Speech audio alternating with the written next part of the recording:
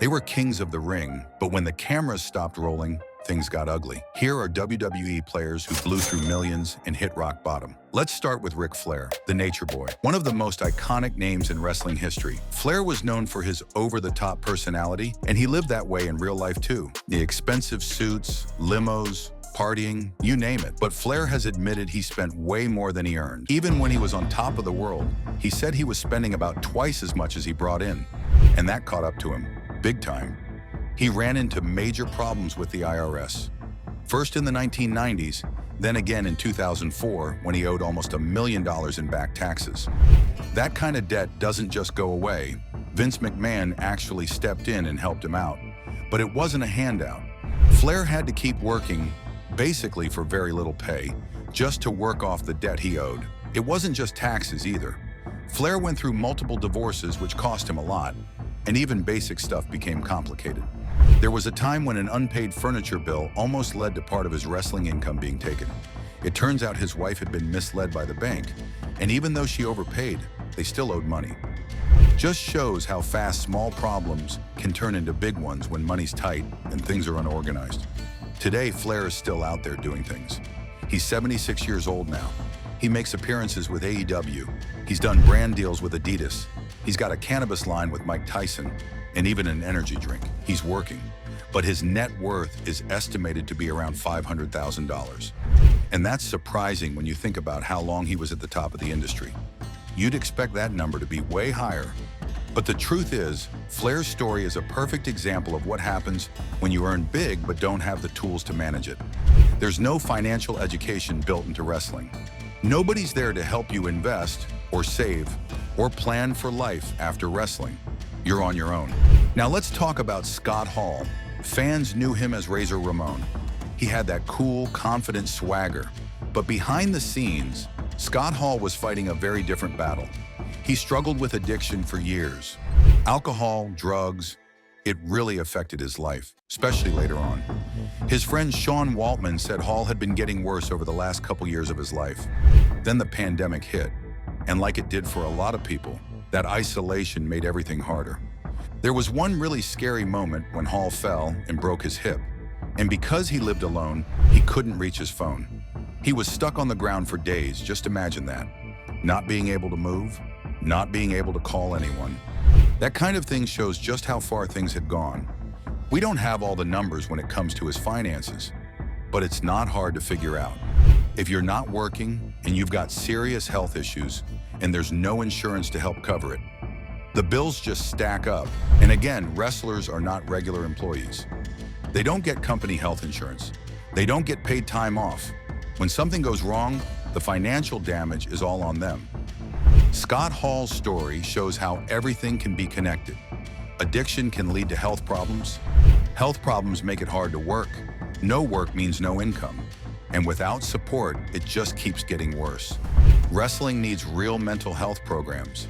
It needs addiction support, and it needs health care. Then we've got Lex Luger. Back in the 90s, Luger was a huge star. He looked like a superhero, strong, athletic, main event guy. But in 2007, something happened that changed his life completely. He had a spinal stroke while flying on a plane. He ended up paralyzed from the neck down. Just like that, his career was over. Imagine going from peak physical shape to not being able to move. The rehab, the medical bills, the life changes. It's a lot. And when you're in a job with no long-term disability insurance, that kind of event can wipe you out financially. But that wasn't the only thing that went wrong. A few years before the stroke, Luger had some serious legal trouble.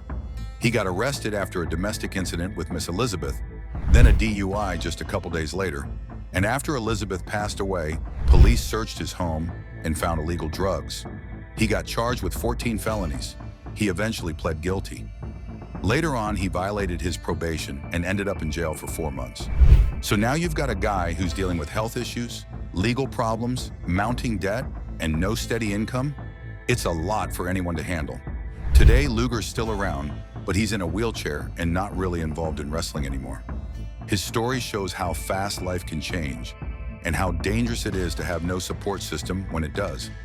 Up next, we have Virgil.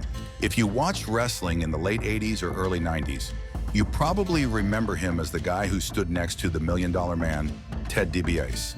He played the bodyguard role. He was part of one of the most well-known gimmicks in that era. But after the cameras stopped rolling and the crowds moved on, things didn't go well for him. Virgil tried to stay involved in wrestling by going to conventions and events. He would sit at a table with photos, signing autographs, hoping to make some money off his name.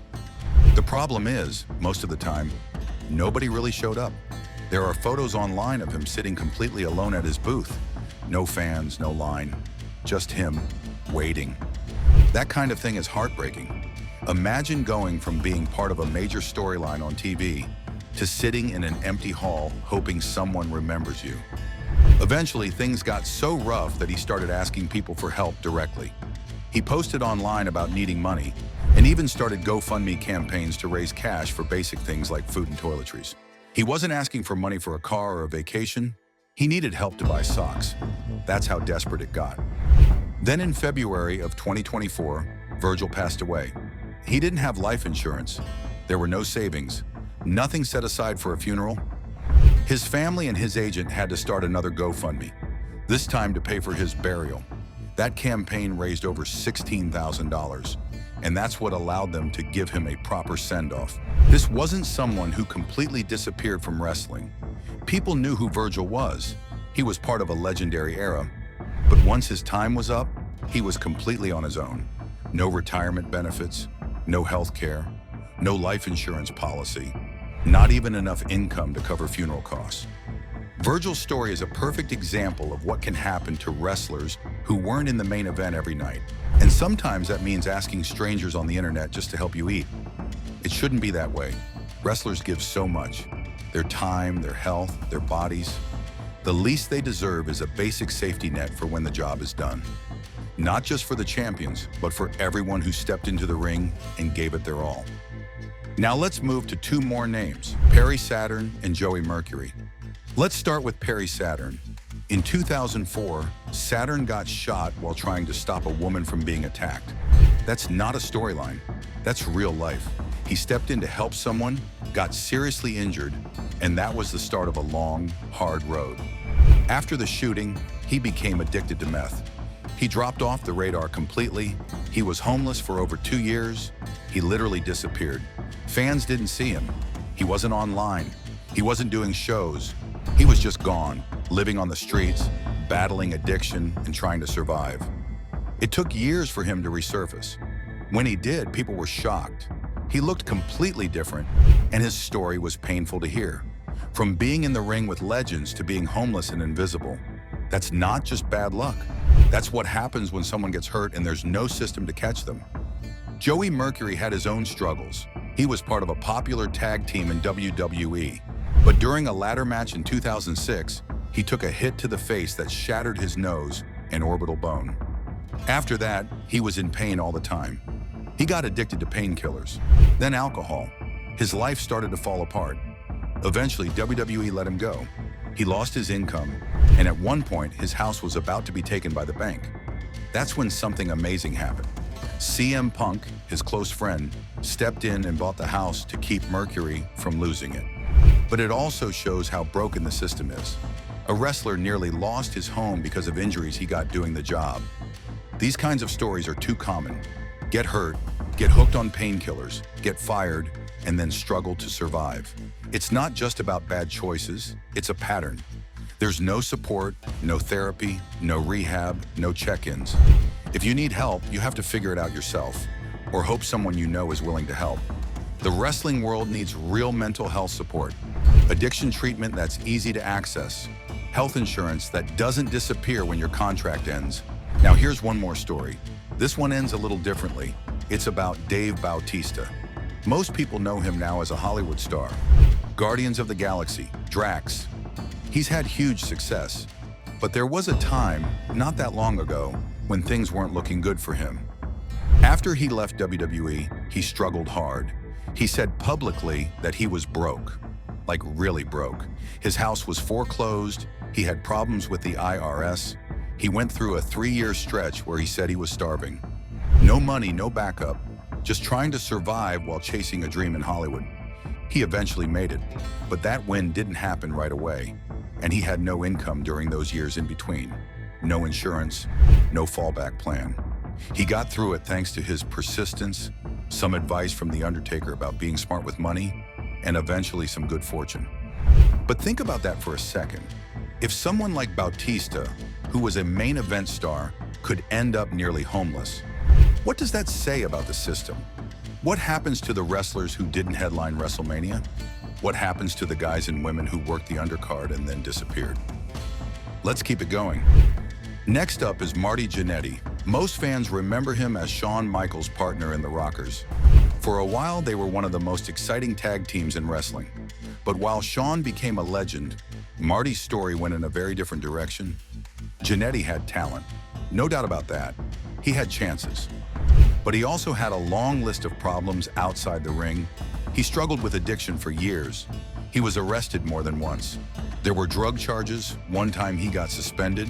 Another time he got released. It kept happening. At one point, he was reportedly set to make around $500,000. That deal fell apart because of legal trouble. Every time the industry gave him another shot, something went wrong. He couldn't hold on to it. Fans talk about it all the time. Why didn't he save his money? Why couldn't he stay clean? But addiction isn't simple. When someone's dealing with that, their judgment is off. It messes with decision-making, with money, with relationships, everything. And it's not like there was a strong support system. WWE did offer rehab at one point, but even that got called out as more of a PR move than a real solution. What Jannetty's story really shows is how addiction can keep wrecking your life if there's no long-term support. There should be something in place for wrestlers dealing with this. Not just a one-time offer, not just a phone number to call. Real, ongoing help that's easy to access and doesn't feel like a punishment. Now let's talk about Dusty Rhodes, the American Dream, a legend, a fan favorite, a major influence behind the scenes too. You'd think someone like Dusty would have been set for life, but he wasn't. In the early 2000s, Dusty lost a lot of his money. His son Cody has talked about it. Dusty was struggling to pay bills. That's why he went back to WWE in 2005 to work on the creative team. Not just because he loved the business, he needed the paycheck. When Dusty passed away in 2015, his family needed help. There were GoFundMe pages to raise money for funeral costs and to support his wife. One of them had a goal of $15,000 and raised about $6,000. Another one got just over $8,000. Think about that. One of the most respected wrestlers of all time, a guy who gave everything to the business, and his family still had to turn to the public for help after he died. There's no pension for wrestlers, no retirement fund, no life insurance through the company. You can give your whole career to wrestling and still end up broke. That shouldn't happen. Dusty's return to WWE wasn't a victory lap. It was survival. And that's something the business should be ashamed of. All these stories point to a bigger issue. They're not just about individuals. They're about the way wrestling works. And the root of the problem? Wrestlers are treated as independent contractors. That might not sound like a big deal, but it changes everything. If you're a regular employee, you get benefits, health insurance, retirement plans, maybe even disability or unemployment support. But if you're an independent contractor, like wrestlers are, you get none of that. You get paid per show, and that's it. You pay your own taxes, your own medical bills. You save for retirement on your own. If you get hurt, you're on your own. If you get released, that's it. No severance, no support. This setup leaves people wide open to disaster, especially in a job that beats up your body and mind every single day. Injuries are common, and a lot of wrestlers get hooked on painkillers to deal with them. That turns into addiction. That turns into job loss. That leads to money problems. It's a cycle. Not everyone ends up like Bautista, who struggled for a few years and then made it big in Hollywood. Most wrestlers don't get a second act like that. They don't land movie deals. They just fade out. And when they do, if they don't have savings or a backup plan, they're stuck. There's no program to help them adjust to life after wrestling. Wrestlers need health insurance. They need access to therapy and addiction treatment. They need help learning how to manage their money. They need retirement plans and life insurance, not as extras, but as basics. They put their bodies on the line. They keep fans entertained. They make the companies millions of dollars. The least the industry can do is make sure they're okay when the ring lights go off. The stories of Marty Jannetty and Dusty Rhodes might sound very different on the surface, but they end the same way. Financial stress, no support, and no plan in place. And that's what needs to change. All right, that's it for today. If this gave you something to think about, hit like and subscribe. And let me know in the comments what you think. Should wrestling companies be doing more to take care of their talent? Who else do you think has a story worth telling? Thanks for watching. Take care of yourself. See you in the next one.